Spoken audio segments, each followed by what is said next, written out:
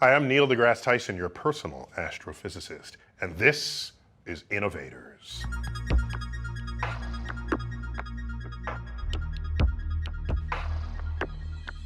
My guest today is Marques Brownlee, perhaps the world's greatest gadget reviewer. I didn't even know such a thing existed, but now that I know, he's the best one. You've been doing this since you were 3 years old or something, is that right? For a while, a number of years, more than a majority of my life. Most of your life, yeah. So more than half your life. And how old are you now? So I'm 22. You're getting old. Yeah. I'll tell you, it's just downhill from 22. So what'd you major in college? Majored in business and technology, and then minored, they call it a concentration, but I minored in information systems and marketing. So you were halfway there, given what you've been doing since childhood. Yeah, it's tied into a lot of what I do now. So you're into gadgets? Yeah, into all kinds of tech. I got into cameras and I got into all the tech around me. And then this sort of merged into making videos about the tech. On a YouTube channel that's a hugely popular place for people to go. Right, and it didn't start that way. It started as just me making videos for like myself, just to have that exist somewhere. And then slowly people started to discover it, and then it sort of grew from that. Doesn't this cost money? To review a gadget, you got to own the gadget. I was in school, so I was using a laptop for school, so I reviewed the laptop, and I reviewed a bunch of free software on the laptop. Okay. So it was a bunch of things I already had. So not only gadgets, but software that might go on the gadget. And that's how it started, and then people who wanted to see, should I get this software or not, would find it, and then I started reviewing paid things that I bought, maybe the cooler for the laptop. That's the kind of stuff that got you off the ground, and then you sort of proceed to check out more elaborate or extravagant things. And then people come to depend on you. A little bit, yeah. I'm not buying it unless Marques. When it's something you use as daily as like a smartphone, for example, that's the kind of thing you do actually put a lot of research into and watch a whole bunch of videos on before you actually buy it. So when did you realize you started having a following? Because you don't exist in this world unless people care who you are. Yeah, a lot of the early videos were just for people buying this one laptop, so it wasn't necessarily a lot of people watching. One of the turning points is a video I did about a web browser when Safari by Apple came to Windows. I made a video about that, woke up the next morning and I had a couple of thousand views from people who weren't subscribed. And that was kind of a light bulb moment, like, oh, people actually kind of care about this timely information. And by then you had just turned 5 years old. I think I was probably about 15, so I'll give myself that. Same difference. Okay, so now you're like 15, and now you got thousands of views on your review. And then I reviewed little things like a webcam or a keyboard, things that I bought for my laptop. Then I went to college and I started to get into cameras and bought a different laptop, and it was sort of like a rolling snowball. And I've noticed on the internet, if you put out an opinion, it's like their job to argue your opinion. Often, yeah. Yeah, yes. Yeah. So how does what you say settle upon this torrid landscape of people's strongly held views? Because it's a review, a lot of what I do is at least try to stay consistent in my opinion. So even if you disagree with something that I say, maybe I say something like, oh, I like this phone's display because it's really saturated and punchy, and maybe you don't like that, you'll disagree with that. But at least in the next couple of phone reviews, when I say I like the display, you already know that you won't like the display for the same reasons that I do. So if it's consistent across a whole bunch of videos, then even if you disagree, you can learn from it. That's actually a profound lesson when following anyone. So what you're saying is people can accurately calibrate you to know when they're going to agree with you and when they're not. And that's useful no matter what. Yeah. Yeah, if the person's all over the place, you don't know. And if you flip-flop, then they'll call you out even more. So, yeah, okay. Yeah. Have you ever had complaints from the businesses themselves who put out the product? I get the can we follow up on that opinion sort of question, but often it's in good nature because they actually want to improve their product. So if I have a criticism about something, they'll reach out and try to figure out what I don't like and they try to make it better, whether it's a software update or the next version of the product. So that actually turns out to work in a positive way. So you are shaping the future of manufacturing of gadgets. A little bit, yeah. I feel like all of us reviewers have some take in that. Don't be saying all of us. You demand. Well, we all say things that they might not like, but they don't have to apply to everyone. You're born 1994? 93. December. 93, okay. You've only really ever known the internet as a thing in your life, rather than having to have transitioned from walking to the library to get information and data.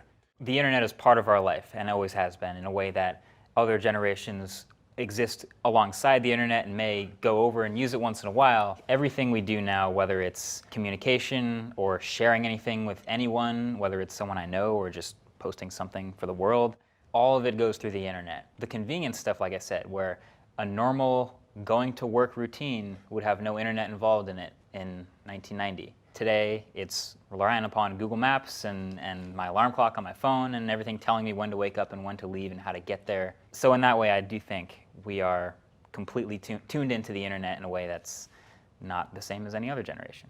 Yeah. But can I say, it's not that so much you're tuned into the internet's tuned into you.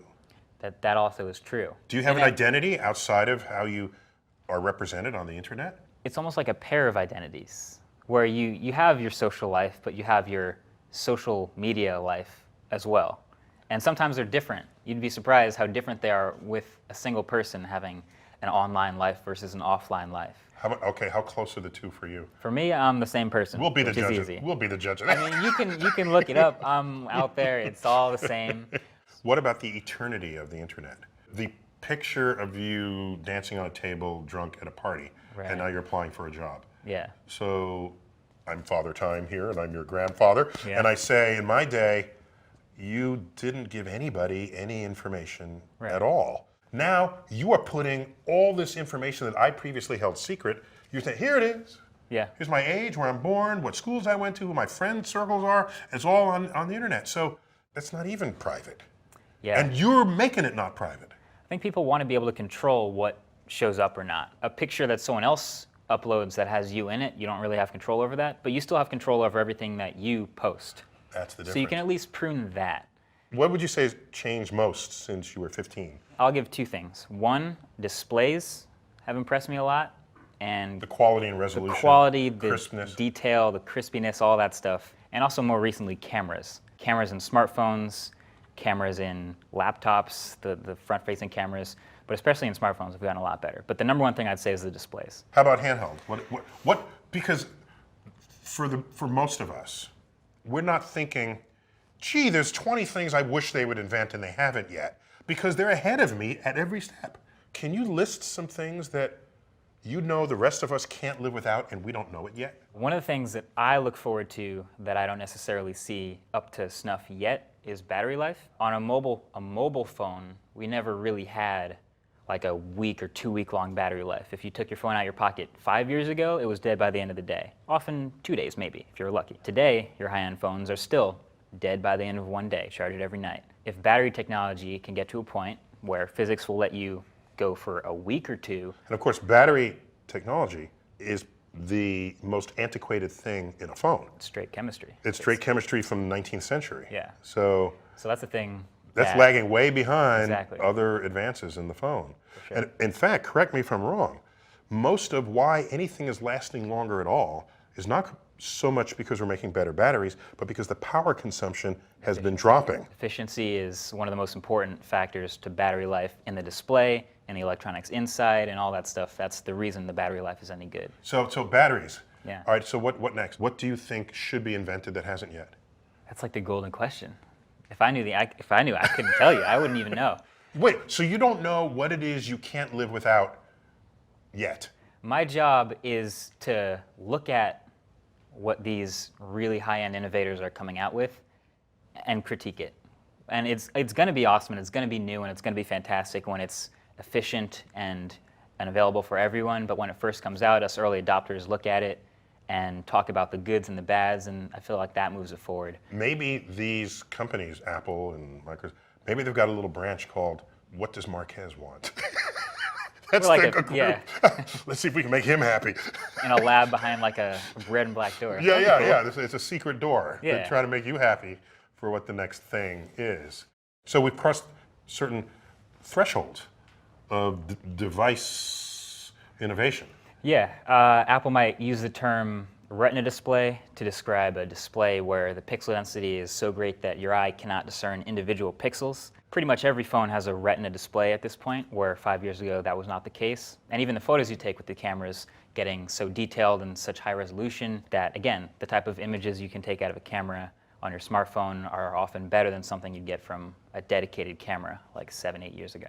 See, back in the day, you take a picture in your camera, and it would have to stay in there until you finish the entire roll. Yeah, I heard about that. Yeah. In history books will tell Sounds you about. inconvenient. You finish the whole roll and you forget what the first few pictures were. You finally finish the roll, and then you walk it to a place, and they hold it for a week, and then you come back and then, And then you you're look at it. reminded of the photos. Then you're reminded of the photo. Nice. So what are you going to be telling your kids? Honestly, I'm thinking cars. So I hope I get to say, like, back in the day, we actually had to hold the steering wheel, and when we wanted to turn, most of us would put the blinker on. Some of us weren't so good at that, but then we'd turn the wheel and move. And they say, wow, Dad, you had to actually move your arms. And we had to put gasoline in it and would make this explosion in the car. Yeah, all this weird stuff. Right, they're little explosions. Yeah. All right, so I'll give you the self-driving car. That's already on the road. Not everybody has one yet, but it's not out of reach philosophically or mentally. Is there something even beyond a self-driving car that you think would be amazing? I feel like a lot of the stuff we have now that's inside of a car that you have to control, like the steering wheel, even if you're in a self-driving car, they still want you at the controls in case something might go wrong because it's a computer and it's a system. The fact that you say that implies that something would go wrong with the machine that the human can correct, rather than something going wrong with the human that the machine needs to correct. Yeah. Because last I checked, all those accidents on the street are the humans messing up. For sure. But even the system's getting to the point where everyone has a car that is capable of driving itself. No one even needs that space of a steering wheel in the car. You just kind of sit down. It's maybe a bench facing another bench, and you just kind of ride along to your destination. I feel like that's way down the road where we're at the point where a car is sort of fusing into the next generation of vehicle at this point. Fascinating, because we do get into self-driving vehicles, and at airports, any of those monorails, there's no driver, and you just walk in, and it's not going to kill you as the doors close, right? They open up again if you get stuck. It tells you when to get on and off. No one complains about it. I'm always amazed when I see some people be concerned about a car taking control.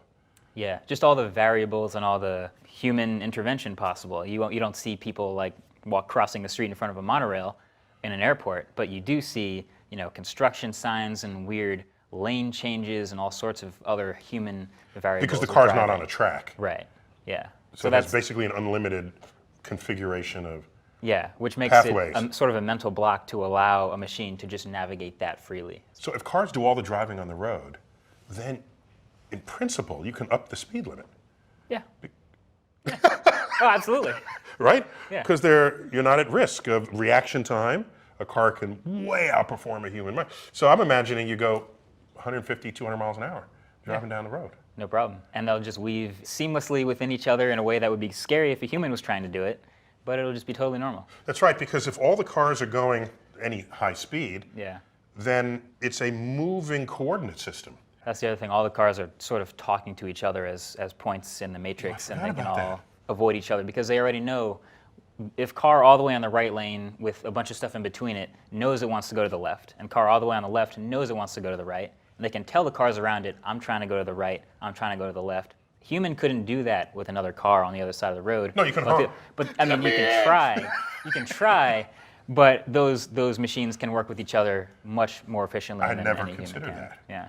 Is there some value that people have to holding the steering wheel and driving a car that they would lose by letting the car drive itself? Yeah, I think it's just a mental thing. I think people. You think we'll mature out of this? Well, people problem? like driving. They like a loud, fast car that they can drift around a corner. So that's like a thing that people will hold on to. These are testosterone-laden men. Sure, but the other thing. Want loud cars? Yeah, and then the other thing is I've sat in the driver's seat of a Tesla that has autopilot on. Even to like look away from the road for a second while it continues to drive doesn't feel right. Like it's a sort of a mental block you have to overcome. Yeah, so you're going 60 miles an hour behind a truck down a highway and you don't really want to look off the road, but you totally can because it's totally fine. But it's still like up here that people will still be a little bit behind on. All right, so here's a car in charge of your trip. It's kind of already that way when you dial up a Google map. And it tells you which direction, where to go and when to turn. go, and how to avoid traffic. That's some version of AI. So do you have any sense where AI is taking us, and are the fear factors that many people have legitimate fear factors, of course, of AI. machines taking over our lives. Yeah, people getting And scared about all the information. Ultimately committing homicide upon us. Here's something I found that was really interesting. On my The phone, movies tell us this. That's why we it's know. inevitable. Inevitable, of apparently. course. I have an app on my phone called Google Now, and if I go to class enough times with my phone in my pocket, it knows that I go there every day, so it puts that down as where I work, but it knows I go there every day. And if it's far enough away that I drive there every day, it'll start to show me a card in the morning of when I should leave based on traffic to get there on time, because I go there the same time every day. If there's an accident, So it's watching it'll you. wake me up earlier to tell me you should head out earlier. Because to get there's an there. accident on the road Because there. there's an accident on the road you're about to take to get to the place you're about to go. And you're this okay with stuff, all this? I'm okay with all of it because it's helping me. People don't like to think that Google knows all this about us. They're going to use this information. I feel like if they're giving back this information to help me in this way, that's actually really useful. I'm okay with it. But at the same time, I do understand the natural concern with all the information that's out there. Okay, that's access to you and your life's privacy. But what I'm specifically talking about now is AI. The fear that people have of a machine going out of control, a machine judging that your decisions are not good today. In fact, you are a menace to society.